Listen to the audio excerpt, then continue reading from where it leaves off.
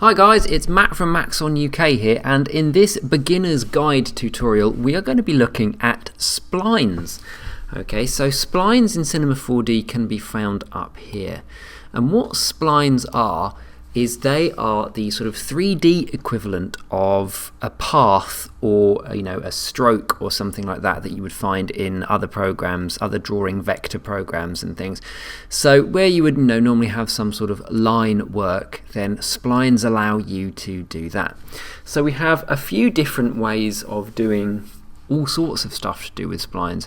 We have our make our own splines, which are the orange ones. Okay, or we have the primitive or parametric splines, which are the blue ones here. And then we have some grayed out options to the right hand side, and we will have a look at those in a minute once we get to creating some of these. So let's have a look to start with at the pen. Okay, so the pen is a standard spline. Okay, so if I just click, like you'd expect in most sort of vector programs, single clicks give you straight lines. Okay, if I click and hold, it gives me a curvature.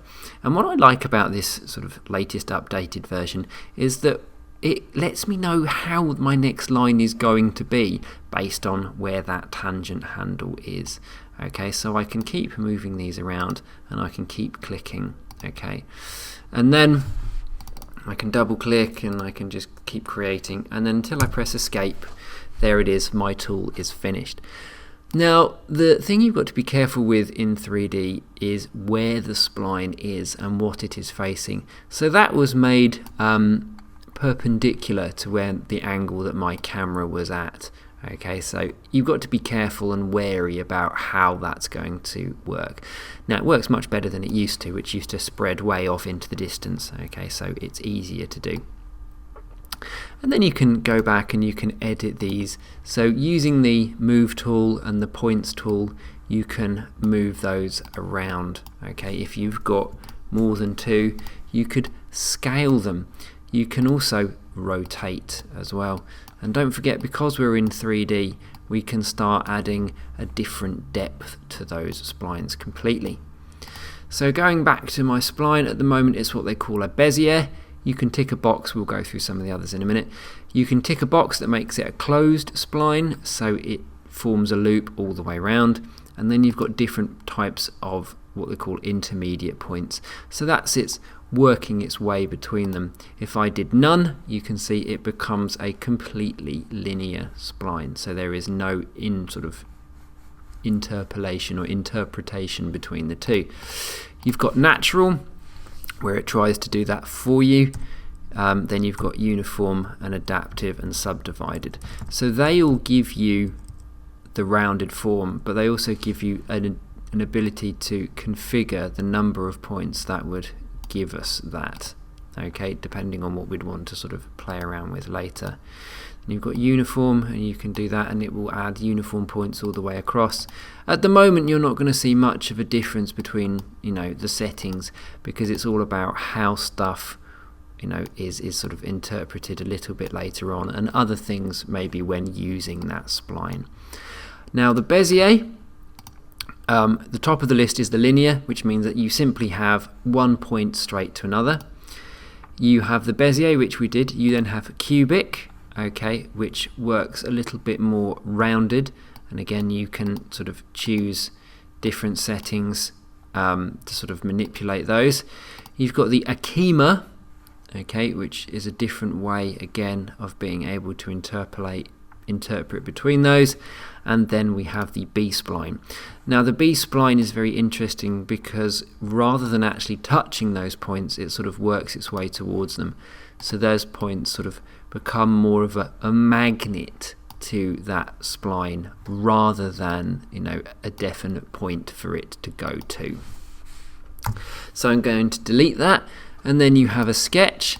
And a sketch is basically a drawing, so if I click and hold, then I can do that and it will create my spline the best it can. Okay, and delete.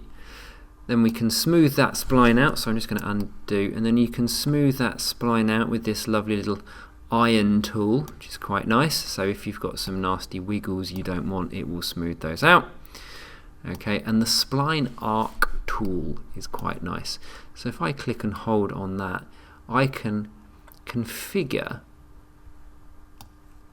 an arc, or a part of a circle, and you've got all the ability of configuring that as part of this as well. So you can change its center, its angle radius, okay, depending on what you want to do.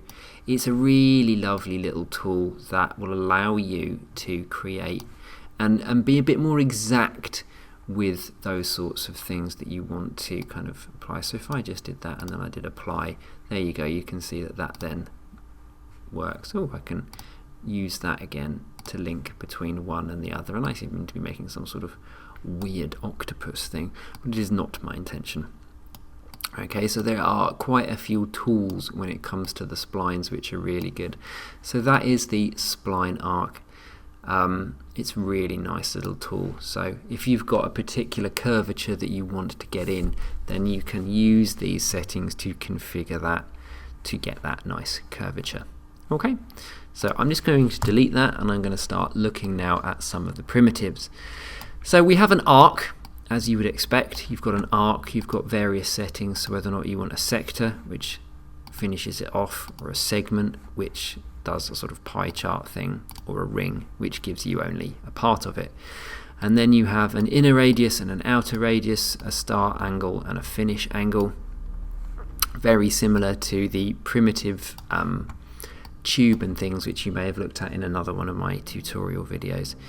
You can reverse it, which reverses the order of the splines, which we won't see much of a difference here. Okay, and then if I go back to the arc, again you've just got the radius, the start angle and the end angle. I'm just going to delete that. Okay, let's work our way across. Then we've got a star. As you would expect, looks very starry, which is quite nice. You have an inner radius, which you can max out so that it's the other way around. So you have an inner radius and an outer radius. You can do a twist percentage, so you can make it a bit more like a saw perhaps, or a throwing blade or something like that. And then you can increase and decrease the number of points on that star, anything from sort of like the 5-pointed to some sort of really nasty thing that would chop your way through as a saw. Would work quite well. Okay, that's the star. Then we have the cogwheel, and very similar. You've got a variety of different settings, so you can go to legacy mode if you want to go back to how it used to be done, okay, for people who have used it before. You've got guides which give you a nice idea of what's going on there. So let's have a look at the teeth part. So you've got no teeth, which would just basically give you the center. You've got involute, ratchet, okay, or flat. Okay, so what sort of flat cog you'd have, I'm not really sure, but nonetheless, so let's go for the involute and have a look through some of those settings. So the number of teeth, okay, so you can increase and decrease the number of teeth, and what I like about that is that kind of gives you, or allows you to sort of configure its radius as well. You can lock the radius if you want, so you can keep increasing those and you end up with smaller teeth, or you can decrease and go back the other way. So if you want to do some really quite complicated, and really quite realistic interlocking cogs, then this is something that you can do. So the orientation, is how far around that goes. You've got an undercut, okay, which just adds that little bit of undercut inside of that spline. You've got the root radius, so you can control how far up and down that goes. You've got the addendum radius as well, which is how far, sort of the size of those teeth. You've got a pitch radius, which seems to increase the sort of the general size of all of that. You've got a module radius, which is that sort of length. Diametral pitch, okay, so you can kind of shrink and then bring it back up depending on what you want to do. And then you've got the size of the dedendum, or dedendum. That's easier to spell than it is to say. and then pressure angle. So you've got, you know, a lot of stuff that you can configure here. You've got an inlay as well. Wow. Which allows you to increase the spoke. So if I went back to my teeth and I increased my radius in general, let's get rid of the lock radius. Let's do that. So there we go. I can look at the inlay and I can choose spokes or holes or arches, or waves. All of these sorts of things are really useful when you're going to start using this spline. Okay, so you can see that there's an awful lot of stuff that we can do here with an inner radius and an outer radius, frequency, how much it wobbles. Let's go back to the spokes. I liked those. Again, you can choose the inner radius and the outer radius. You can choose a number of spokes, so depending on what you want it to look like. You've got a great deal of stuff. You can even undo the center hole and re-put the center hole in. So it's come a long way since its original sort of teeth thing, but that's a really cool addition, and that is the cogwheel. Okay, simple circle.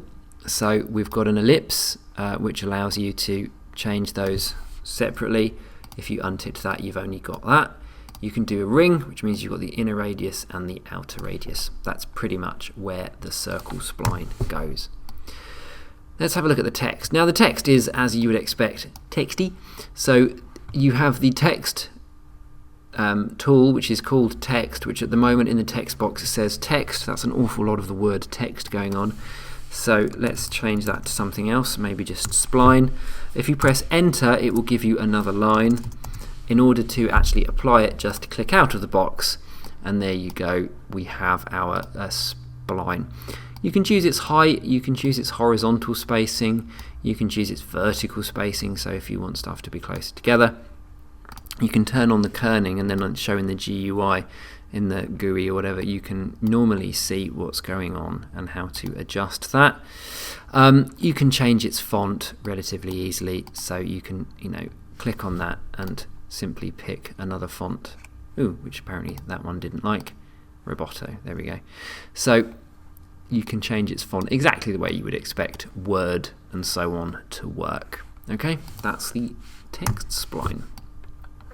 Let's go for the cycloid, okay, which is a curvature.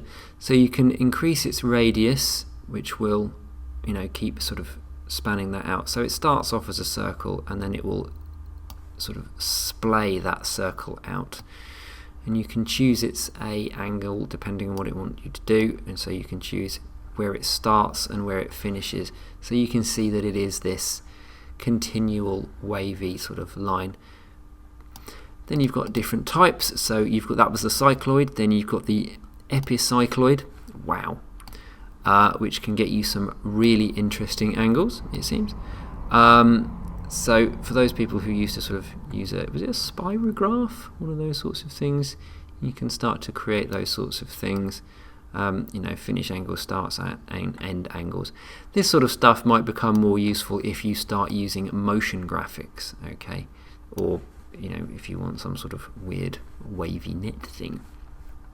Okay, and then what about the hypocycloid? That seems to be, it seems to inverse it. So there you go, you've got these interesting sort of wavy lines and the sort of like the angles that you can adapt. So, some of these are going to be a little bit more useful to you straight away, others might be a little bit more to get into. Okay, so that was the cycloid. Then we have the helix. Now the helix is really useful. You have a start radius, which allows you to control how round it is to start with. You have a start angle, so how far around that 360 degrees it starts, or either and or. The higher it is, the more it will twist that round. You have the end radius, so if you want something that's very similar, you can choose that. And again, you've got the end angle, so keep whacking that up and you will get more and more of that. You have a radial bias, so where does it work its way? Is it 0%? Is it 50? So that you can see that there is a sort of exponential curvature there. And then you've got a height, which springs that out.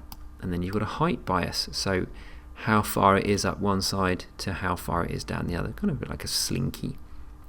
And then you've got subdivisions, which is the number of points, which at the moment won't make much of a difference unless you whack it down too low, and then it's not enough points in order to show its spline completely. Okay, so there we go, that's our helix. Then we have, I'm going to come back to the vectorizer, then we have our n side, so that is our radius, and then sides, so the number of sides that you want it to have. So anything down from 2, 4, 3, all the way up. So if we keep going there, you can add rounding as well, which will add that nice curvature to around the outside, which is really useful for us. Okay, so if you want some nice smoothing going on there, that's the n side, that's pretty much it. Okay, and then we have the 4 side, so you can control its width and its height. And we have diamond, we have kite, which sort of adjusts its shape in that fashion. Parallelogram allows you height and width, but this time you can adjust its angle. And then we have the trapezium. Okay, again, you can control and configure exactly how you want that to work depending on its angle and its height, A and B. Okay, that's the 4 side. Then we have the flower. So we have, a bit like the cog, we have the inner radius there, and then we have the outer radius depending on what you want it to look, and the number of petals that you want it to create. Okay, that's pretty much it. So delete that. Let's have a look. Excellent, the rectangle. So this is exactly as you'd expect. You can control its width there, you can control its height there, and you can add rounding depending on whether or not you want the corners to be round or not. Okay, so that's pretty much it for that. And then we have the a cissoid. So the cissoid has a width that allows you to control how wide it is, and the tension, okay, which controls how that is sort of like tensed in the middle. So if I just zero that out back to there, then we control the lemniscate. Okay. Okay. The infinity symbol from what I can gather there. Marvelous. Or the strophoid. Okay, which again you can control its tension to whether or not it nips one way, but it seems to cross over in the middle. Okay, that's the cissoid. And then we have the profile. So the profile, again, you can control its height. You can control its, what I would define as its width. And then you have the center part, which is S, and then the T part, which is also labeled T. We've got the H shape, we've got the L shape, we've got the T shape, the U shape, a bit more like a C, and then the Z shape, okay, which by the look of it we could have an awful lot of fun playing some sort of 3D Tetris with all of these. So again, you can configure all of these depending on the B, S and T profiles, okay, and shapes allow us to change and configure those. That was the profile. Now let's go back to the vectorizer. Now the vectorizer does exactly what it says. It makes a vector out of something, and the hint there is in the image. It's the black and white image that it will use. So I'm just going to scroll to my desktop because there is a screenshot there, and I shall create a yes, I shall create that. Now the image that I gave it was not pretty. Okay, it was a very murky image. There was lots of greys, whereas if you want a nice vector image, you need a nice clean black and white image. But you can adjust its tolerance depending, so if you want something a little bit similar, so its tolerance is 0 centimeters, or the higher it is, the less sort of tolerant it comes. This is it sort of within a tolerance of, say, 50 centimeters, 4 centimeters, 2 centimeters, 0 centimeters, and then it gives us that sort of basic shape. Its width is its general size, okay, and again its plane allows you to configure, which sort of plane you want it on. So if that wasn't any sort of useful shape for you, but it gets what you want to start with, you could make that vectorizer editable, and then perhaps you could utilize some of those spline smoothing to just smooth that out so it's not quite so crazy, and then you could move that, so get rid of a whole load of splines that you don't need, sorry, a whole load of points that you don't need, Weep. And it starts to become something that may be a little bit more helpful to you. Okay, still doesn't look like the Cinema 4D logo, which is what it was to start with, but nonetheless it's given me something to work with. Again, if you had a much cleaner black and white image, then it would give you that. I've used it before quite a few times. Okay, so that's the vectorizer. Now we need to look at those ones that are on the right hand side, and to do that I'm going to, as it suggests here, I'm going to create a circle. Okay, there we go. And then I'm going to create a square. Okay, so rectangle, and then I'm going to move that along, and I'm going to move that up. Now, with the two selected, this is where those other things come to life. So if I just click and hold, we have the spline subtract, okay, and it's subtracted one from the other. If I was to rearrange those and select them again, and then do spline subtract, it works it the other way around. So depending on which one you have at the top of your Objects Manager will depend on which one it gets rid of from the other. Okay, that's quite useful. Then we have the union. So what it will do, it will create a spline that out of the two and make a single spline where they intersect. Lovely. Then we have the spline and.